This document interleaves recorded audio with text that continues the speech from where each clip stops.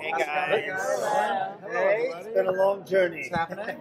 Killer jackets. Hello. Thank you. Oh. This is what we wear all the time. We're available in the gift shop downstairs. Get all three of you in here. Oh And it's our way of knowing whose names. And Yes, this is why we did it. Yeah.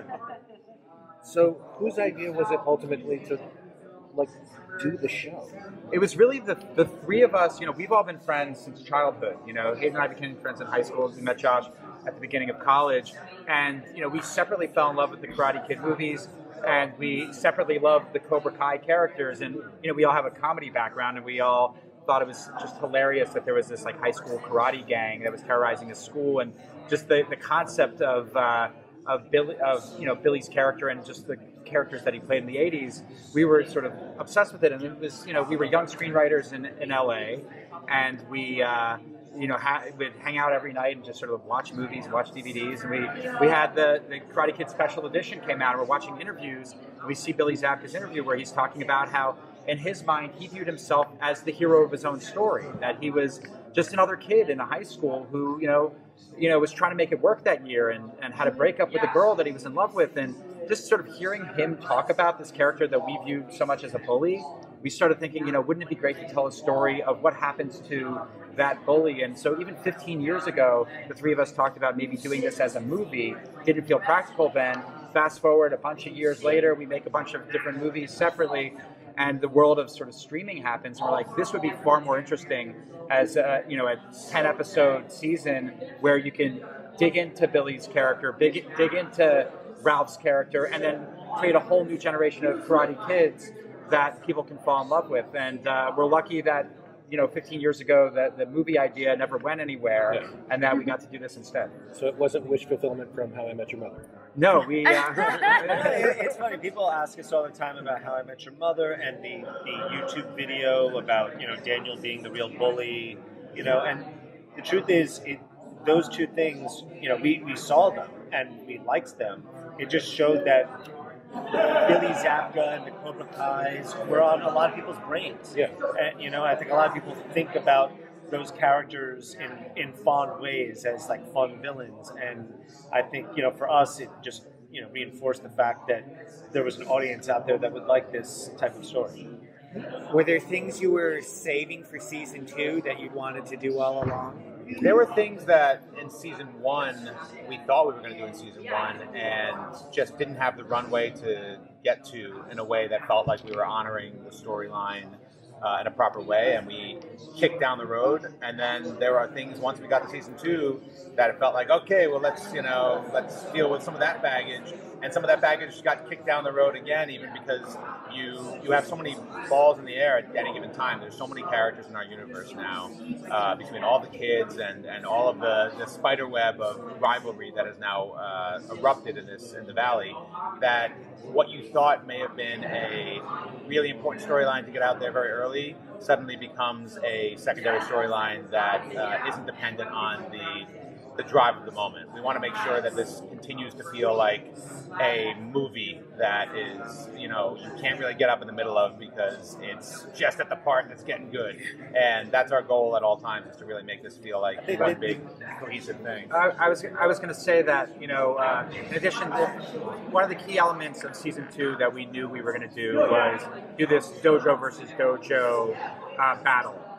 So, we built all through season 1 two main things. One is to eventually get to the place where Daniel was going to open his own dojo, and 2, the very last scene of the first season where you see Sensei Kreese. We knew that we wanted to explore the Johnny Kreese father-son, dysfunctional father-son relationship in season 2. So those were 2 key elements that I know from the very beginning we thought would be crucial, parts of season 2. A big part of the show is just Johnny getting over his past, and we knew that he can't fully do that without encountering his, former sensei. And so that was always baked into, in our minds, a big part of the story. And so it's fun. You get to see it in season 2, and it's been in our minds for years now.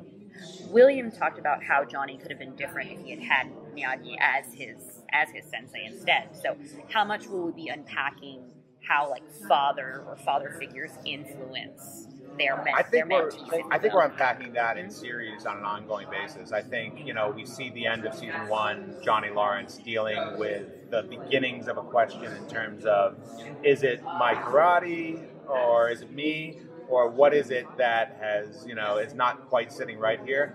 And I think that's just one of the defining characteristics of Johnny as we wrote him from the very beginning in terms of Johnny's relationship with Cobra Kai is something we will continue to explore in season 2. And it's something that he's going through. He's going through, in a lot of ways, Johnny Lawrence is going through his own kind of therapy. And he just happens to go through it by, bringing a bunch of kids into a room and teaching them karate. And one of the fun things about having a series as opposed to a movie is you get to spend time with all different types of characters, and to have 2 schools, you get to kind of play the hypothetical, what would happen if this type of kid was taught Cobra Kai style, or this type of kid is taught Miyagi-Do style.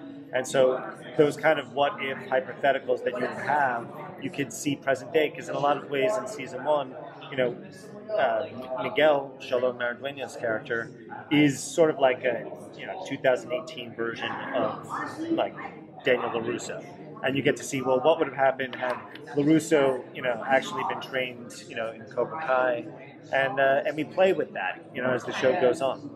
Have you been gratified that you had this idea for where Johnny and Daniel would be, and now people have stayed for the second generation story, gotten really absorbed in Miguel, Samantha, Robbie, Hawk?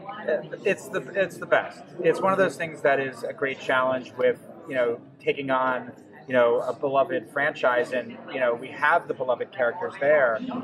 The key for us was finding actors who people would fall in love with and people would get emotionally connected with, and our young cast, every day we're blown away by them, from their performance in terms of some of them are really funny, some of them are just handle the emotional scenes extremely well.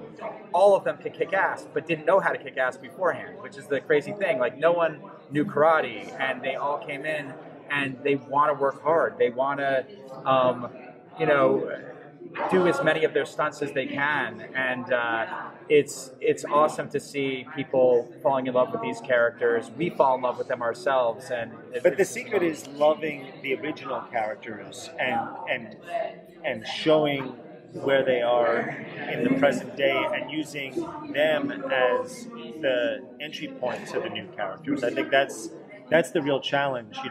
Everybody knows when they're bringing a franchise back, you want to have young blood and fresh faces. But a lot of times it just for fans of the original, they're like, well, I like the original, And so for us, we wanted something that fans of the original Karate Kid would just flip for.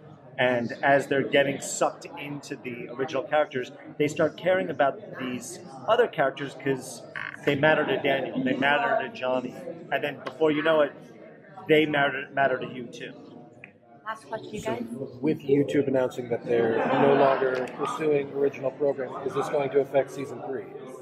Have they that hasn't really been announced. It's there. As far as we know, they're continuing to do original programming. I know that there's changes in their plan. All we know and all we've been told is that they love Cobra Kai and that they view Cobra Kai as a long-term part of their platform. So we haven't been given any indication that this affects Cobra Kai negatively at all. And yeah, as far as we know, that the news is not necessarily the news. All right. Thank you so much. Thank you. Sure.